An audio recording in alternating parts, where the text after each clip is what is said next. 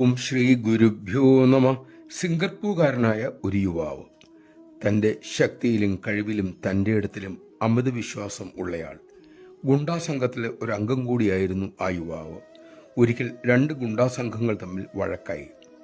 അതിൽ ഈ യുവാവിൻ്റെ സംഘം പരാജിതരായി. എതിരാളി ഒരാൾ യുവാവിനെ കൊല്ലാനായി അടുത്തു വന്നു. അടുത്ത നിമിഷം മരണത്തെ പ്രതീക്ഷിച്ചിരിക്കവേ കൊല്ലാൻ വന്നയാൾ പറഞ്ഞു, നിന്നെ ഞാൻ കൊല്ലുന്നില്ല, നീ ഇട്ടിരിക്കുന്ന ഈ ടീഷർട്ട് കണ്ടിട്ട് കൊല്ലാൻ തോന്നുന്നില്ല. എന്തോ എങ്ങനെയോ യുവാവ് അപ്പോൾ ധരിച്ചിരുന്നത് അമ്മയുടെ ടീഷർട്ടായിരുന്നു. യുവാവിൻ്റെ പരിവർത്തനം അവിടം തൊട്ട് ആരംഭിച്ചു. തന്നെ സദാ കാത്തുരക്ഷിക്കുന്ന അമ്മയെ അയാൾ ശരിക്കും തിരിച്ചറിഞ്ഞു.